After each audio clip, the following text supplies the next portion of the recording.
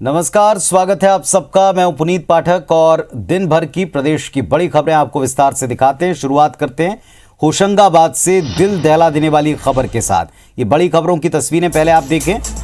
4 बड़ी तस्वीरें। खाकी सवाल पूछती रही, एक घायल फरियाद लेकर पहुंचा था, अपने कटे हाथ दिखा रहा था, लेकिन इसके बावजूद पुलिस वहां सवाल जवाब करती रही, रिपोर्ट लिखती रही। बाबई की घटना है। चौराट गांव में पुरानी रंजिश के चलते सोमेश चौधरी नाम के शख्स के 7 से 8 लोगों ने हाथ काटे थे और इसके बाद वो युवक तड़पता रहा। दूसरा, महिला पायलट सुरक्षित है एक हादसे में, हालांकि हादसा ये गंभीर हो सकता था।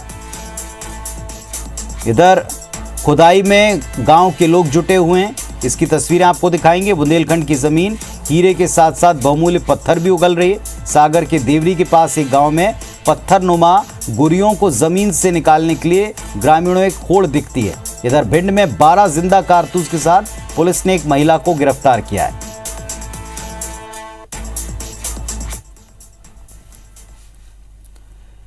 मुख्यमंत्री शिवराज सिंह चौहान आज बुरहानपुर में थे और एक दिवसीय दौरे के दौरान उन्होंने गोविंद जी वाला ऑडिटोरियम में आयोजित कार्यक्रम में शिरकत की। इस दौरान 173 करोड़ के विकास कार्यों का भूमि पूजन और लोकार्पण किया।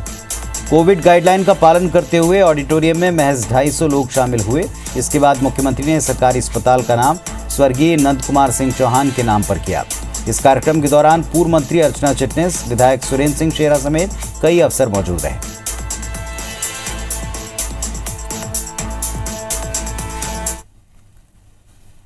बुरहानपुर के भाजपा कार्यालय के परिसर में आज मुख्यमंत्री शिवराज सिंह चौहान ने अटल समाधि स्थल का लोकार्पण किया। पूर्व प्रधानमंत्री अटल बिहारी वाजपेयी का अस्थि कलश यहां रखा गया था।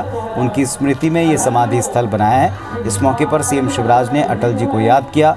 लोकार्पण के दौरान प्रभारी मंत्री प्रेम सिंह पटेल, पूर्व मंत्री अर्चना चिटनिस, विधायक ठाकुर सुरेंद्र सिंह और भाजपा जिला अध्यक्ष मनोज लदवे मौजूद रहे।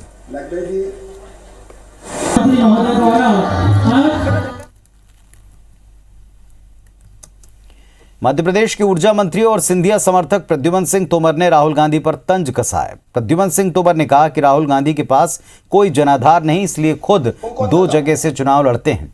राहुल गांधी सिंधिया जी पर बोलने से पहले अपने गिरेबान में झांके।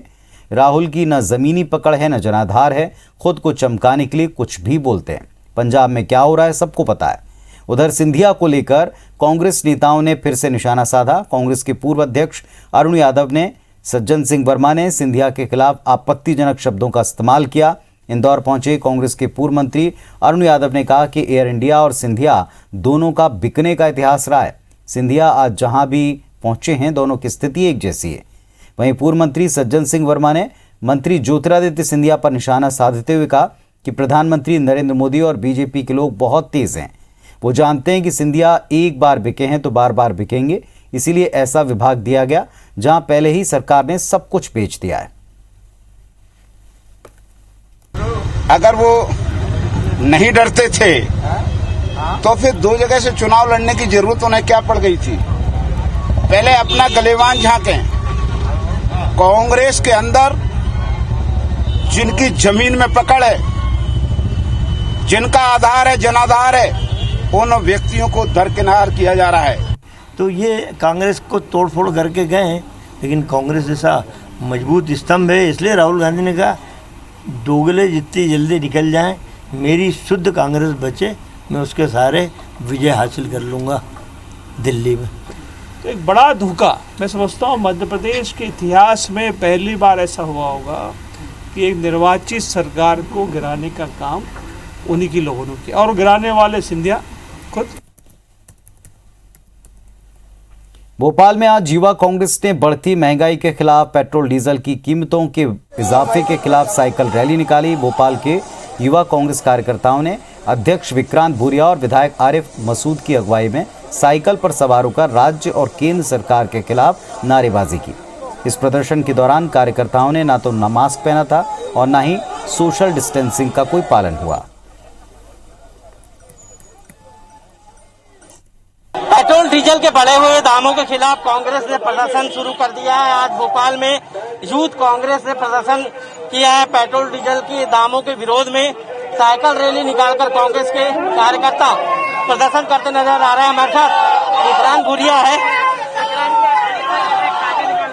आज बहुत बड़े पैमाने पर यूथ कांग्रेस है साइकिल रैली के माध्यम से राजभवन का घेराव रखा है और ये महंगाई के आंदोलन बढ़ते जाएंगे जब तक कि ये महंगाई कम नहीं होती है और हमारा संघर्ष जारी रहेगा। तेल सब महंगा कर दिया है, आम जनता की कमर टूट गई है कोरोना काल के बाद। ये सरकार ये पेट्रोल को लेकर प्रदर्शन हो रहा है। बड़ी संख्या में कांग्रेस के जो कार्यकर्ता है वो यहाँ पर प्रदर्शन करते हुए नजर आ रहे हैं। आप देख सकते हैं पुलिस ने बैरिकेडिंग करके इनको रोक दिया है, समझाइश दी जा रही है कि आगे न जाए।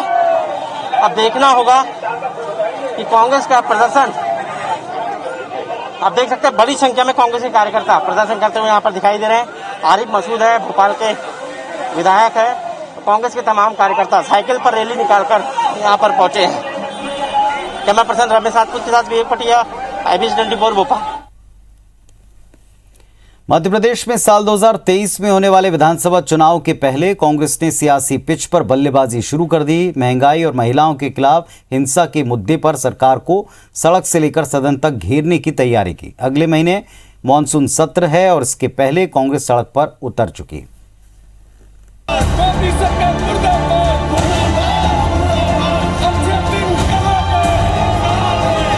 ये तस्वीरें भोपाल, इंदौर, सतना और डिंडोरी की पिछले 2 दिनों की हैं।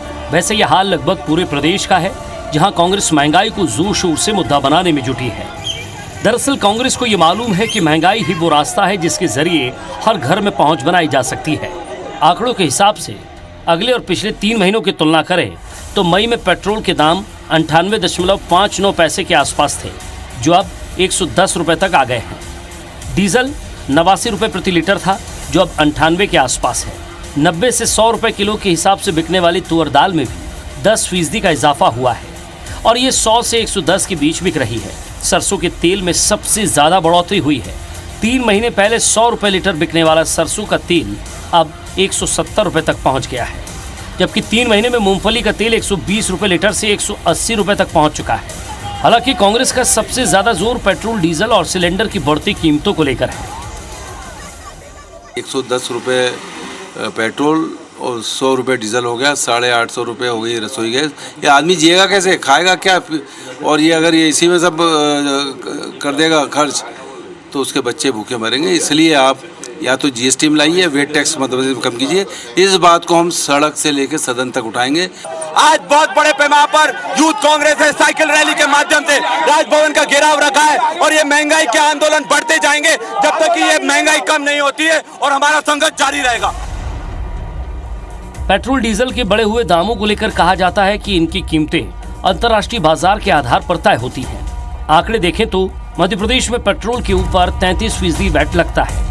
हर 1 लीटर के ऊपर 4 रुपए 50 पैसे सेस लगता है, जबकि डीजल पर 23% वैट के अलावा 3 रुपए प्रति लीटर सेस देना पड़ता है। अब यदि पेट्रोलियम पदार्थों की कीमत में केंद्र की हिस्सेदारी देखें तो केंद्र हर लीटर पेट्रोल पर 1 रुपए 40 पैसे फीसदी के हिसाब से एक्साइज ड्यूटी, अतिरिक्त विशेष एक्साइज ड्यूटी 11 रुपए, एग्रीकल्चर और इंफ्रास्ट्रक्चर के लिए 2 रुपए 50 पैसे सेस वसूलती है। चूंकि अब केंद्र और राज्य दोनों ही जगह बीजेपी की सरकार है, लिहाजा सवाल उनसे ही पूछे जा रहे हैं। कुछ राज्य ऐसे भी हैं भाजपा शासित जहाँ पेट्रोल डीजल के दाम कम हैं, कुछ कांग्रेस के राज्य भी ऐसे हैं जहाँ दाम जो है मध्य प्रदेश और मध्य प्रदेश से अधिक हैं। ये एक अंतर्राष्ट्रीय परिस्थितियाँ हैं, हर राज्य की अपनी परिस्थितियाँ हैं। इसको राजनीति का विषय न समझते हुए ऐसे समझना चाहिए कि 60-70 साल में केंद्र में जो भी सरकारें रहीं उन्होंने वैकल्पिक ऊर्जा के प्रबंध नहीं किए। कोरोना काल के कारण देश की अर्थव्यवस्था पर जो असर पड़ा है, घर का बजट भी बिगड़ गया है। जाहिर है ये ऐसा मुद्दा है जिसे कांग्रेस हर मोर्चे पर भुनाना चाहती है, जबकि बीजेपी आंकड़ों के जरिए खुद का बचाव करने में लगी है। नवीन कुमार सिंह, IBC 24 भोपाल। मध्य प्रदेश में कोरोना संक्रमण भले ही कम हुआ हो, पर प्रदेश के पड़ोसी राज्यों में एक बार फिर संक्रमण के मामले बढ़ रहे हैं। खास तौर पर महाराष्ट्र में कोरोना संक्रमण एक बार फिर यहां बढ़ रहा है, जिसको लेकर प्रदेश के चिकित्सा शिक्षा मंत्री कहते हैं कि कोरोना की दूसरी लहर के दौरान प्रदेश में संक्रमण महाराष्ट्र से ही फैला था, इसीलिए अब भी कोरोना प्रोटोकॉल का पालन जरूरी। कांग्रेस के गंजबासौदा मामले पर सवाल उठाने पर उन्होंने कहा, कांग्रेस जो आरोप लगा रही है वो निराधार हैं। रेस्क्यू ऑपरेशन तुरंत शुरू हुआ। कांग्रेस ने जो जांच दल बनाया वो 24 घंटे बाद आया। कि महाराष्ट्र से ही केसेस मध्य प्रदेश में आए थे और उन्हीं के कॉन्ट्रैक्ट के कारण मध्य प्रदेश में सेकेंड वेव की भीभत्सता हमने देखी। और पड़ोसी राज्यों से नसीहत लेते हुए हमें ये सुनिश्चित करना चाहिए कि हम कोरोना अप्रोप्रिएट बिहेवियर का पालन करें। विदिशा जिले के गंजबासौदा की तरह भोपाल में भी सालों पुरानी बावड़ियां, कुएं, कुंड बड़े हादसे का सबब बन सकते हैं। इनके सुधार का प्लान कई बार बना, कई बार चर्चा हुई, कई बार शिकायत हुई, लेकिन किसी योजना पर अमल अब तक नहीं हुआ। भोपाल में 143 ऐसे जल स्रोत हैं जिनके रखरखाव की जिम्मेदारी नगर निगम और जिला प्रशासन की है। 3 साल पहले तत्कालीन संभागायुक्त के निर्देश के बाद इनका सर्वे और जीर्णोद्धार की रूपरेखा बना ली गई। इसमें हादसे की आशंका के मद्देनजर जालियां, बैरिकेटिंग, तालाबंदी तक का निर्देश था। सर्वे के बाद प्रोजेक्ट की फाइल बंद ही हो गई।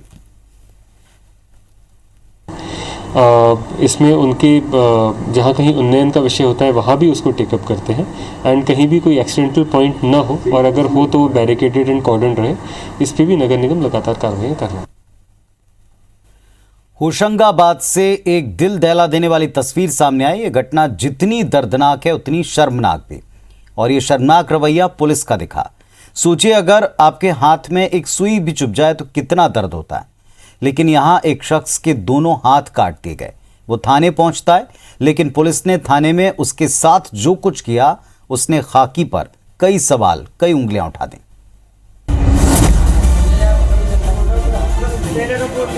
ये तस्वीरें होशंगाबाद की हैं। ये शर्मनाक तस्वीरें पुलिस थाने के अंदर की हैं। जी हाँ, इस शख्स के दोनों हाथ काट दिए गए हैं। बाबई के चौराहेट गांव में 7 से 8 लोगों ने तलवार से इसके हाथ काट दिए। जान बचाकर सोमेश किसी तरह थाने पहुंचता है। वो खून से लथपथ है, उसे इलाज की जरूरत है, उसकी मौत भी हो सकती है। लेकिन पुलिस तो कहाँ इसकी चिंता, उसे तो पहले रिपोर्ट लिखनी है, बयान दर्ज कराने हैं। मरने वाला मरता है तो मरे। किसने मारा? दोनों हाथ काट दिए। अरे किसने मारो सर पूछ रहे हैं, बता। सोमेश की हालत देखिए, वो ठीक से खड़ा भी नहीं हो पा रहा। कभी थोड़ा खड़ा होता है, फिर बैठ जाता है, कभी अपने सिर को टेबल पर पटकता है। वो मजबूर है, वो कुछ नहीं कर सकता। लेकिन थाने में मौजूद पुलिस तो उसे अस्पताल ले जा सकती है, लेकिन नहीं, उन्हें तो अपनी सरकारी फाइलें भरनी है। वाह रे पुलिस, धन्य है। क्यों न खाकी पर सवाल खड़े हों। सवाल ये कि बयान दर्ज करना ज्यादा जरूरी है या जान बचाना। पुलिस युवक को अस्पताल क्यों नहीं ले गई? कैसे इतनी असंवेदनशील हो सकती है पुलिस? अगर युवक थाने में ही मर जाता तो क्या होता? चौराहेट के पास जो है सिलारी नहर के पुलिया के ऊपर इसको घेर करके और इनको मारपीट की गई 8 लोगों के द्वारा। जो उसका साथी नाती था वो बच के भाग गया और इसको पकड़ के उन्होंने जो है तलवार और बक्का से इसके दोनों हाथ काट दिए। युवक को नागपुर रेफर किया गया है। वो कोमा में है, जिंदगी और मौत के बीच जंग लड़ रहा है।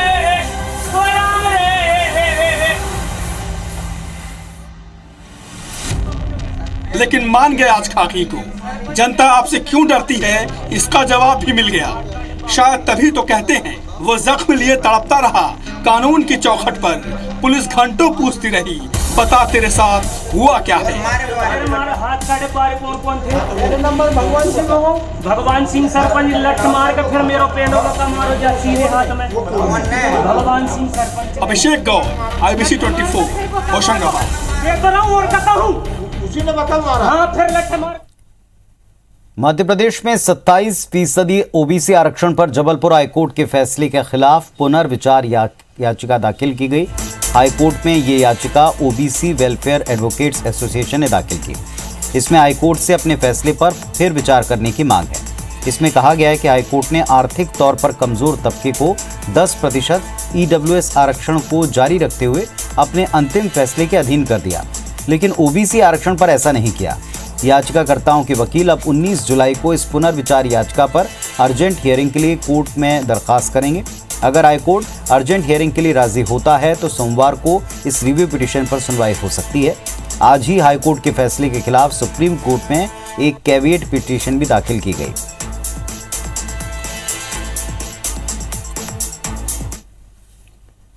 सागर के ढाना हवाई पट्टी के पास में चाइम्स एविएशन का ट्रेनी विमान शनिवार दोपहर दुर्घटनाग्रस्त हो गया। विमान टेक ऑफ करते समय रनवे से उतरा और सड़क किनारे जा पहुंचा। विमान में सवार ट्रेनी महिला पायलट सुरक्षित है। हादसे की जानकारी मिलते ही एविएशन अधिकारी और कर्मचारी पहुंचे। उन्होंने विमान को पॉलिथीन और ग्रीन नेट से ढक दिया है। झाड़ियों के बीच विमान पहुंच जाने से काफी नुकसान पहुंचा है। केंद्रीय उड्डयन मंत्री ज्योतिरादित्य सिंधिया ने ट्वीट कर जांच दल भेजने की बात कही है।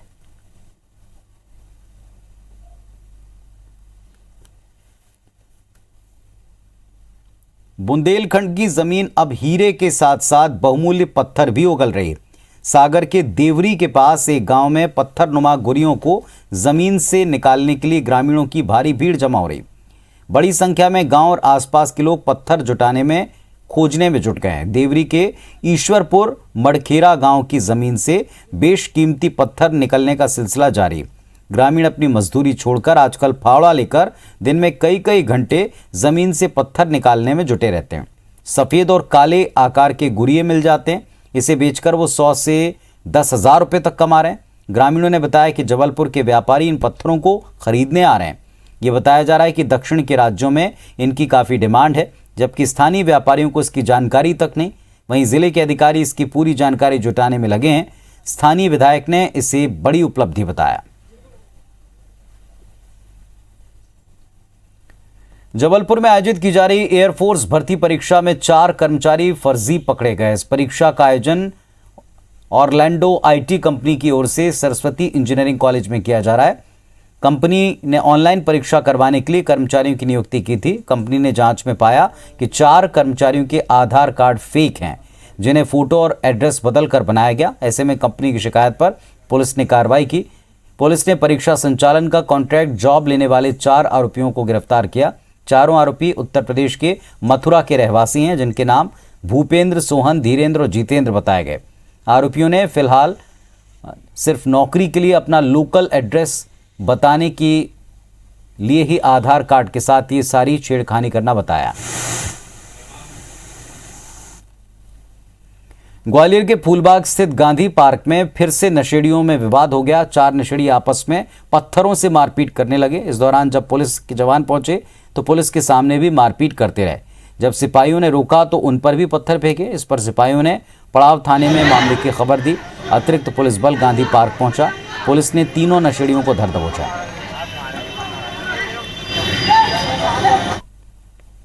भिंड पुलिस ने एक महिला के घर में दबिश दी है। इस दौरान एक पिस्टल और 12 जिंदा कारतूस मिले। ये कारतूस सरकारी बंदूक इंसास राइफल के बताए गए।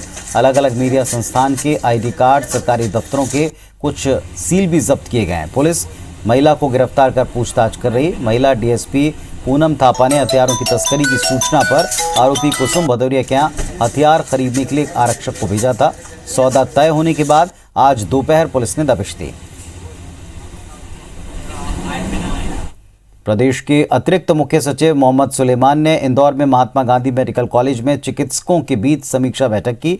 तीसरी लहर के खिलाफ नई सुविधाओं को लेकर चर्चा की।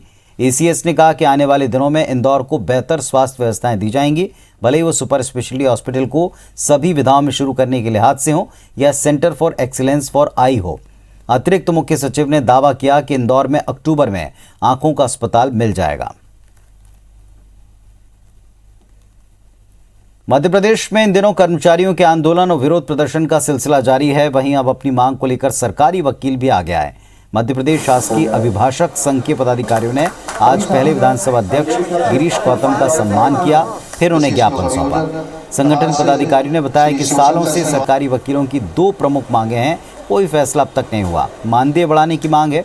सरकारी वकीलों ने विधानसभा अध्यक्ष को बताया कि सरकारी वकीलों को प्रतिदिन के हिसाब से 800 रुपये का भुगतान किया जाता है। उन्हें 2500 रुपये प्रतिदिन मानदेय करने की मांग है। इसके अलावा सरकारी विभाग की तर्ज पर 62 साल के स्थान पर 65 साल उम्र तक सेवा देने की मांग की गई। इस पर गिरीश गौतम ने कहा कि मुख्यमंत्री से इस पर बात की जाएगी।